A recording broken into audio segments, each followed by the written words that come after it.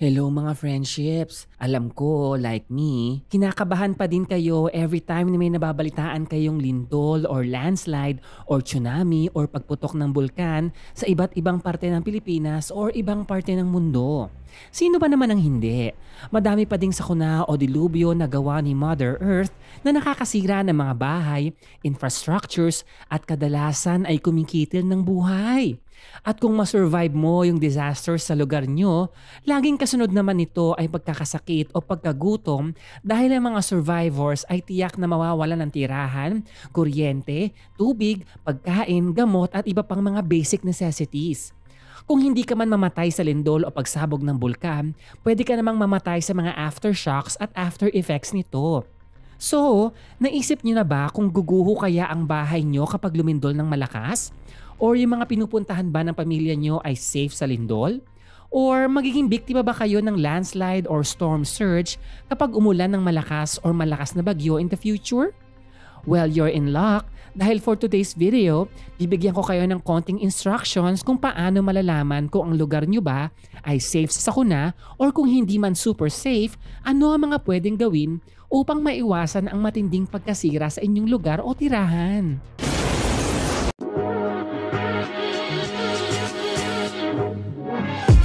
Dahil sa kasipagan ng ating mga ever-dearest scientists and geologists sa DOST o Department of Science and Technology at PHIVOLCS o Philippine Institute of Volcanology and Seismology, meron ng website na pwede nating puntahan upang ma-check ang lugar natin kung safe ba sa lindol at ibang sakuna. At ito ay ang https://hazardhunter.jrs.gov.ph. Mamaya aaralin natin ito ng konti. Don't worry friendship, madali lang siyang intindihin. Pero before that, kailangan nyo muna malaman yung ibang mga factors na connected sa mga sakuna natin para mas mabilis nyong maintindihan yung website. Yes, Melindol. Umuwi na tayo. Because nasa fault line kami. I think alam nyo naman na ang Pilipinas ay napapaloob sa tinatawag na Pacific Ring of Fire. Ang Pacific Ring of Fire ay mahaba at aktibong seismic belt na pumapalibot sa tectonic plate ng Pacific Ocean at siyang epicenter o pinagmumulan ng maraming lindol at pagsabog ng bulkan.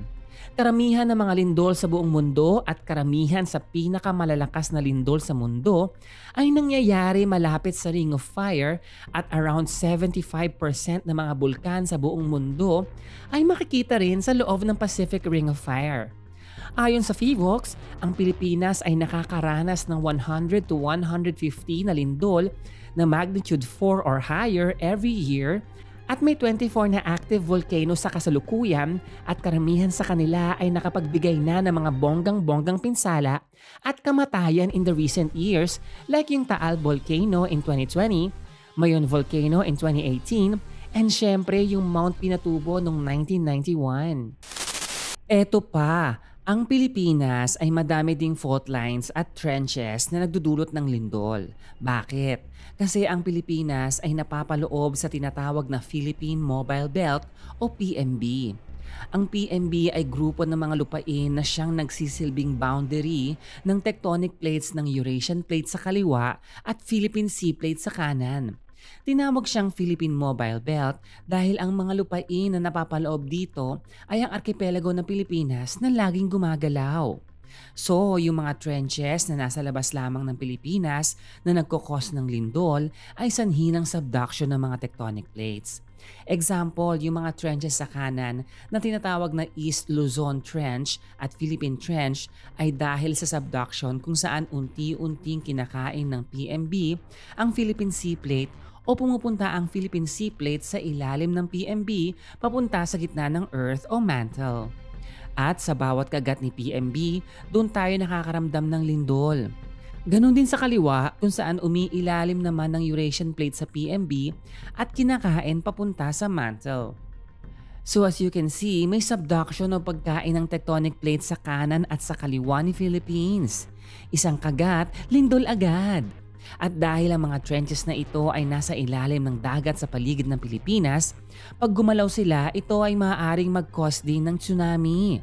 Also, ang mga paglindol ay minsan may kasamang landslide o pagguho ng lupa at liquefaction o yung biglaang paglambot ng lupa sa ilalim ng mga infrastructures dahil sa matinding pagyanig na malapit sa mga bodies of water. Doon naman tayo sa fault lines. Madaming fault lines sa Pilipinas dahil nga tayo ay nasa loob ng PMB at dahil nga tinutulak din tayo ng Eurasian Plate and Philippine Sea Plate from all directions. Ang mga fault lines na ito ay tinatawag namang Philippine Fault Zone at ito ay isang napakahabang magkakarugtong na sistema ng mga geological fault lines sa buong kapuluan ng Pilipinas na umaabot ng 1,200 kilometers. Ito ay umaabot mula sa Davao Gulf sa timog, hinahati ang rehiyon ng Caraga sa Agusan River Basin, tumatawid sa mga isla ng Leyte at Masbate at binabagtas ang lalawigan ng Quezon sa silangang Luzon bago dumaan sa Nueva Ecija hanggang sa rehiyon ng Ilocos sa hilagang kanluran ng Luzon. Ilan sa mga kapansing-pansing fault lines sa Pilipinas ay kinabibilangan ng Ginayangan Fault na nag-cause ng Ragay Gulf Earthquake noong 1973 na may magnitude 7.4, Masbate Fault na nag-cause ng magnitude 6.6 na earthquake sa Masbate noong February 2023, at Leyte Fault na nag-cause ng magnitude 6.5 earthquake sa Ormoc noong 2017. Siyempre, special mention ang Luzon earthquake noong July 1990 na dulot ng Digdig Fault Line na may magnitude 7.7 na sumira ng Hyatt Terraces Hotel sa Baguio at kumitil ng around 1,600 katao. Kahit ang mga fault lines sa Ginayangan, Masbate at Central Leyte ang pinakaaktibo recently, mas nakakatakot pa rin ang mga hindi masyadong aktibo dahil ito ay sinasabing mas magdudulot ng mas malalaking magnitude ng lindol at mas nakakalokang pinsala. Isa sa pinakakinatatakutan ay matatagpuan mismo sa Metro Manila at ito ang Marikina Valley Fault System. Ang Marikina Valley Fault System na kilala rin bilang Valley Fault System o VFS ay isang malaking fault line sa Luzon na umaabot mula sa Doña Remedios Trinidad, Bulacan sa Hilaga at dumadaloy sa mga lalawigan ng Rizal at sa mga cities ng Metro Manila like Quezon City, Marikina, Pasig, Taguig at Muntinlupa at ang mga lalawigan ng Cavite at Laguna na nagtatapos sa Canlubang. Ito ay nasa 100 kilometers ang haba. At sabi ng PHIVOLCS, ito ay huling gumalaw 365 years ago kaya tinatansya nila na ito ay maaaring umariba anytime soon at dahil napapalibutan ito ng maraming syudad, siguradong maraming buildings at madlang people ang maaapektuhan dahil ito ay inaasahang magbibigay ng 7.2 magnitude na lindol. Kaya naman, ito ang tinatawag nila recently na the big one. I'm sure lahat tayo ay may kilalang nakatira malapit dito. Handa ba kayo sa the big one? Don't get me started naman sa mga bagyo katulad ng Yolanda noong 2013. Matatagpuan ang Pilipinas sa itaas lamang ng equator at nakaharap sa Western Pacific at dahil walang masyadong humihigop sa power ng bagyo bago ito tumama sa lupain natin, tayo ay nakakaranas ng mahigit kumulang na 20 bagyo o unos kada taon at sa mga recent years, sila ay palala ng palala. Imagine, dumadami na yung tinatawag na super typhoon, parang wala naman nun dati. Although aminin mo in a way, nakakaaliw kapag binibinyagan natin ang pangalan ng mga bagyo, di ba? Ang malalakas na bagyo ay madalas may kasamang malalakas na hangin na kayang magpatumba ng mga puno at mga bahay at madalas din ang malalakas na bagyo ay nagdadala ng tubig mula sa dagat papunta sa mga karatig na bayan. Ang biglaang pagragasa ng tubig ay madalas may kasama ding puwersa na maaari ding makasira ng mga gamit at mga tirahan at makalunod ng mga tao. Ito ang tinatawag na storm surge o daluyong ng bagyo na nangyari sa super typhoon na Yolanda noong 2013, kung saan ang biglaang pagbaha ay umabot ng 13 feet high at ang lakas ng hangin ay umabot ng 266 kilometers per hour. Sabi ng iba, umabot daw ng 300 kilometers per hour. Ang lakas nun kaya, grabe 'di ba? Si Yolanda ay sumira ng 90% ng mga structures sa Tacloban and around 6,000 na tao ang namatay at ang iba sa kanila ay hindi na natagpuan. But wait, there's more. Pag-usapan naman natin ang landslides na dulot ng matinding pag-ulan. Isa sa pinakagrabeng landslide na nangyari sa Pilipinas ay noong 2006 sa Southern Leyte. Nagkaroon ng malalang pag-ulan for 10 straight days sa Leyte noon na dulot ng La Nina. After nun, nagkaroon ng avalanche ng putik na may kasamang malalaking mga bato sa paligid ng Mount Canabag na bumagsak sa malapit na bayan ng Ginsaugon na kumitil ng 1,126 na buhay at 500 na bahay ang nabaon sa lupa. Kabilang sa natabunan na yung elementary school ng Ginsaugon. Naganap ang landslide habang may pasok ang mga bata kaya nasa 244 na mag-aaral at 7 teachers ang namatay sa landslide. So ngayon, alam nyo na yung mga sanhi ng sakuna sa Pilipinas and from there, alam nyo na kung ano yung mga dapat nating hanapin like kung gaano ba tayo kalayo sa bulkan or gaano tayo kalayo sa fault line. So, punta na tayo sa website na https://hazardhunter.georisk.gov.ph. Madali lang to. So, ito po yung website. Try natin mag-search ng barangay. Example, try natin itong barangay 171 sa Caloocan, Metro Manila. Press search. So, makikita nyo po ngayon, meron tayong satellite map view. Punta po tayo sa kaliwa and lipat tayo sa street view para hindi masyadong masakit sa mata. So move natin yung map ng konti, zoom in ng konti, and kunwari dito tayo nakatira sa Mount Carmel Homes na malapit pa rin sa Caloocan pero part na yata ng May Kawayan, Bulacan. Double click po natin yung Mount Carmel Homes, then antay ng very light. As you can see, may mga konting patrivia na ibibigay si Fivox habang nag-aantay ng results. Tapos click nyo po yung see result na kulay blue. Then makikita nyo yung assessment result sa kanan. Sabi dito, ang pinakamalapit na fault line kay Mount Carmel Homes ay yung Marikina Valley Fault o Valley Fault System which is 14.7 kilometers away. Makikita nyo rin sa map visually kung gaano kalayo si Mount Carmel Homes from the Valley Fault System. Ito yung fault and nandito si Mount Carmel Homes. Then nakalagay din na safe sa ground rupture, meaning kapag lumindol, hindi mababasag o guguho yung lupa na kinatatayuan ni Mount Carmel Homes. Sa ground shaking naman, ayan kulay pula na ang sabi ay prone intensity 8. Gaya po ng sabi ko kanina, itong si Marikina Valley Fault ay ang tinatawag na the big one na nakikinita ng Fivox na maaaring mag-cause ng intensity 8 na pagyanig sa maraming parte ng Metro Manila in the future at magnitude 7.2 na lindol mula sa epicenter. By the way, friendship, ang intensity ay yung forecasted na impact ng isang lindol sa isang lugar.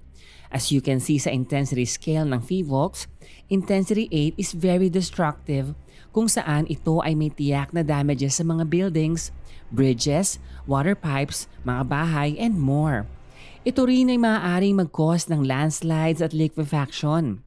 Meanwhile, ang magnitude naman ay yung actual energy na inilabas ng lindol from the epicenter and based sa history, anything above magnitude 6 ay siguradong may mawawasak. Pero don't worry, friendship. Madaming mga bagong buildings na ginawa ng matatag at required na mag-survive sa lindol na magnitude 7 hanggang magnitude 9 dahil madaming bagong technical na patakaran ang required sundin ng mga engineers at developers sa pinaka-recent na National Building Code of the Philippines. So kung sa tingin mo ikaw ay nakatira sa isang lumang bahay o building, mas magandang makipag-usap sa inyong local city engineering office upang makasiguro at ma-review nila kung ang tinitirhan nyo ay makakasurvive ng lindol o kaya naman ay makipag-usap sa inyong kilalang civil engineer upang malaman kung anong klaseng renovation o retrofitting ang dapat gawin sa inyong tirahan para maging earthquake resistant. Konting trivia lang. Alam nyo ba na ang pinakaunang earthquake-resistant building sa Pilipinas ay ang University of Santo Tomas Main Building sa Sampaloc, Manila? Ito ay itinayo noong 1920 na dinisenyo ni Father Roque Roaño. Punta naman tayo sa earthquake-induced landslide, liquefaction, and tsunami, where safe daw si Mount Carmel Homes. Then punta tayo sa volcanic hazard. Ang sabi dito, yung Mount Pinatubo ang pinakamalapit sa kanya, but it's still 80 kilometers away. Ayan, kita nyo sa map na malayo nga at safe naman. Pinakamalapit na potentially active volcano ay sa Mariveles at pinakamalapit na inactive volcano naman ay nasa isla ng Talim. Sa ngayon, yung mga tinatawag na potentially active at inactive volcanoes ay hindi natin dapat alalahanin.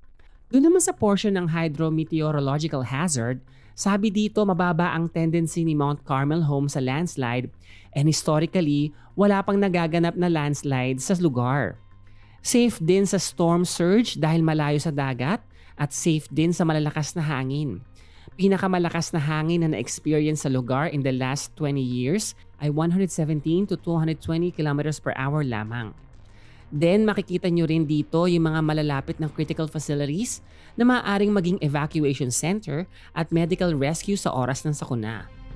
Now, para mas makakita ng mas detalyadong report tungkol dito, click nyo lang yung green button na View Report with Recommendations para sa mas madaming suggestion o solusyon na pwede nyong gawin para mas maging safe sa lugar nyo.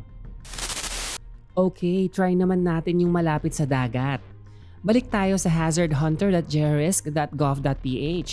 Then try naman natin i-type ang Infanta Quezon. Try naman natin ang satellite view. Hanap tayo ng bahay na medyo malapit sa shore. Then double click natin. Click ulit yung blue button para makita yung result. Ayan, so si Infanta ay medyo malapit sa Philippine Fault na nasa ilalim ng dagat na about 5.6 kilometers lang. Although safe pa din sa pagguho ng lupa, prone naman siya sa pagyanig at lindol at dahil malapit siya sa dagat, siya ay prone din sa tsunami. Malaki din ang chance for liquefaction, meaning kapag lumindol ng malala, maaaring lumambot ang lupa na kinatatayuan ng bahay. Sa bulkan naman, ang pinakamalapit ay Mount Manahaw pero 77.8 kilometers away. So medyo safe naman sa volcanic eruptions. Try naman natin yung malapit sa fault line. So balik tayo sa hazardhunter.jrisk.gov.ph tapos try natin ang Marikina Sports Center. Then double click tayo ng isang bahay na malapit sa Marikina Sports Center. So sa results, makikita natin na ito ay 1.4 kilometers lamang sa Marikina Valley Fault. Safe pa din sa pagkaguho ng lupa pero very prone naman sa intensity 8 na pagyanig. This means na malaki ang possibility na malakas ang lindol sa area na ito kapag gumalaw ang Valley Fault Line.